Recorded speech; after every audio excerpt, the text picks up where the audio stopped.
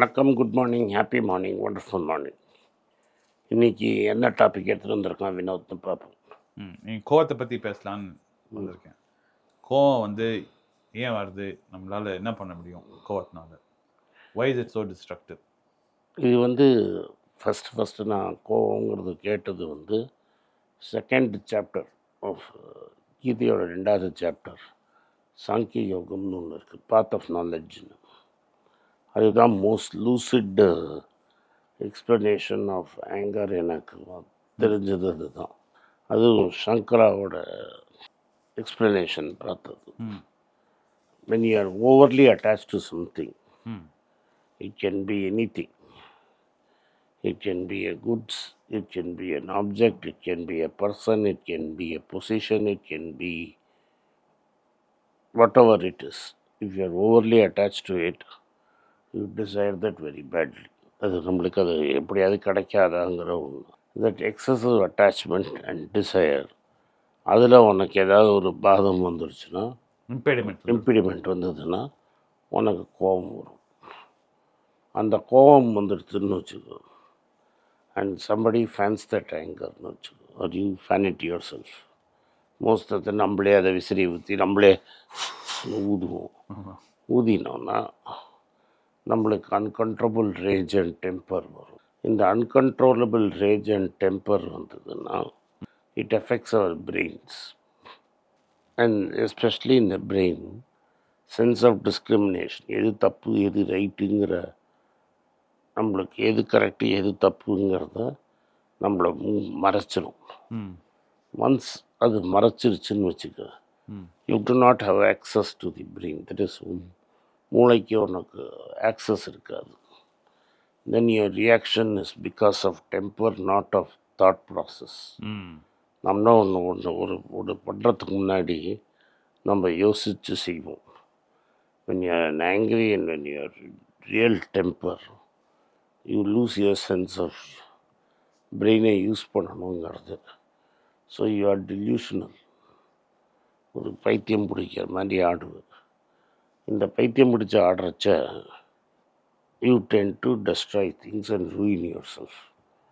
இதனால தான் திருக்குறளில் சொல்லுவார், தீயால் சுடுற புண்ணு கூட ஆறிடும், நாக்கால் சொல்கிற வார்த்தை வந்து ஒன்று ஆற முடியாது.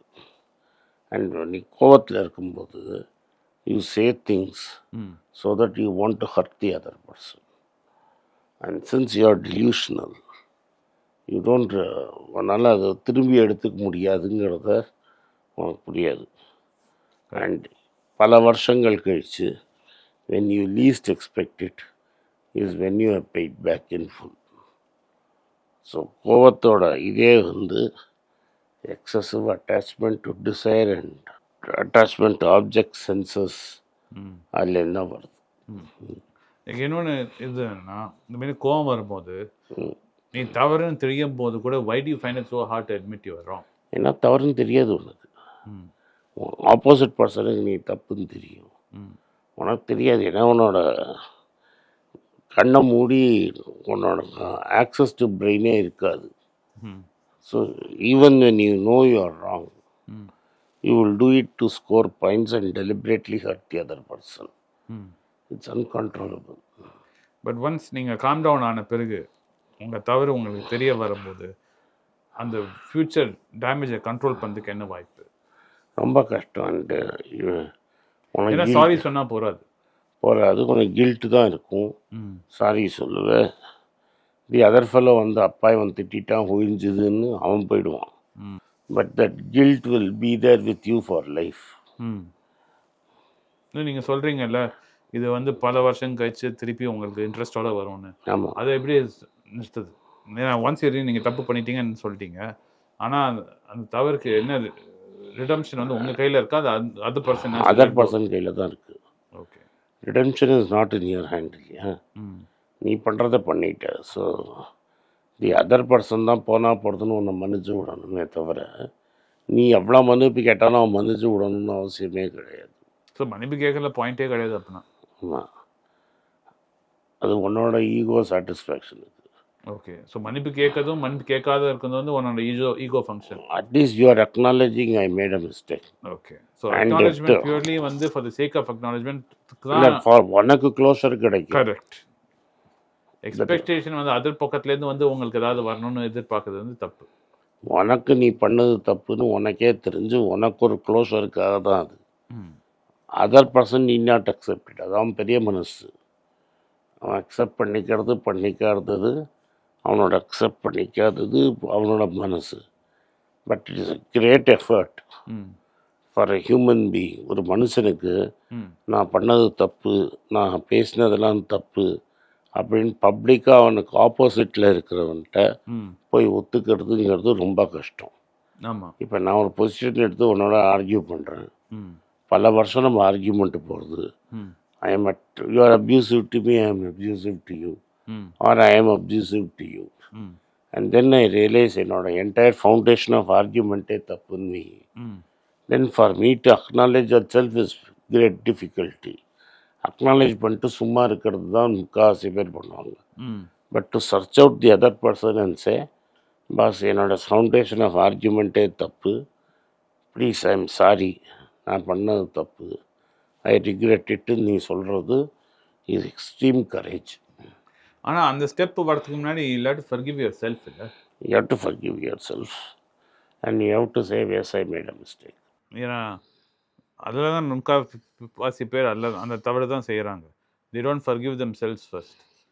அந்த ஆங்கர் வந்து still the seed of anger, அந்த விதைன்னு ஒரு அந்த விதை வந்து உங்களை வந்து நீங்களே ஃபர்கிவ் பண்ணாமல் இருக்கிறதுனால அது வளர்ந்து திருப்பி இதுமாரி புதுசாலாம் வெளில வருது. அட் சம்டைம்ஸ் அது வந்து ரொம்ப அவமானமாக இருக்கும். To accept that you are wrong. Forgiveness comes later. To accept that you are wrong and you made a miscalculation, it's very difficult. அதை நீ சொல்லவே முடியாது. You can justify it by, they will justify, நான் கான்ட்ரேரியன்வா, எல்லாரும் அப்படி இருந்தாம்பா. ஏன்னா நீச்சா சொல்கிற மாதிரி delusion in crowds is easy. Correct.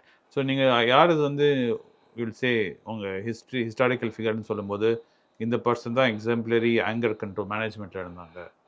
I do not know exemplary, but I do know of a person, ordinary person, who acknowledged that there was a position in which we argued on whether who is right, who is wrong. It took him enormous courage, and we were arguing publicly in Facebook, for him to stand up and say, boss, I made a mistake, I'm sorry, I should change my position. And he acknowledged it. And he spoke to me, he said my position was completely untenable and wrong. அதாவது நான் எடுத்த position தவறு, completely தப்பு, I am ashamed of myself, I am sorry. That took great courage. Is an ordinary human being, but it took great courage to say that. To publicly admit, yes boss, it was a mistake, I am sorry. இந்த video உங்களுக்கு பிடிச்சிருந்தா இந்த video like பண்ணுங்கள், எங்கள் சேனலை subscribe பண்ணுங்கள், bell notification தட்டுங்க. இந்த வீடியோ முடிஞ்சால் அவங்க சொந்தக்காரங்களுக்கும் ஃப்ரெண்ட்ஸுக்கும் அனுப்புங்க, அவங்கள பார்க்க சொல்லுங்கள். நன்றி, வணக்கம். குழந்தைங்களுக்காக ஒரு புஸ்தகம் லான்ச் பண்ணோம். அது ரொம்ப சக்ஸஸ்ஃபுல்லாக இருக்குது. யாருக்கெல்லாம் அந்த புஸ்தகம் போகணுமோ எங்கள் டீமுக்கு கான்டாக்ட் பண்ணுங்கள். கீழே இருக்கிற நம்பர்லேயும் வெப்சைட்லேயும் கான்டாக்ட் பண்ணிங்கன்னா உங்களுக்கு அந்த புஸ்தகத்தை நீங்கள் வாங்கிக்கலாம். மற்ற எங்கள் புஸ்தகமும் அவைலபிள் எங்கள் வெப்சைட் மூலமாகவும் வாங்கலாம். கீழே இருக்கிற வாட்ஸ்அப் நம்பர்லேயும் மெசேஜ் அனுப்பலாம். நன்றி, வணக்கம்.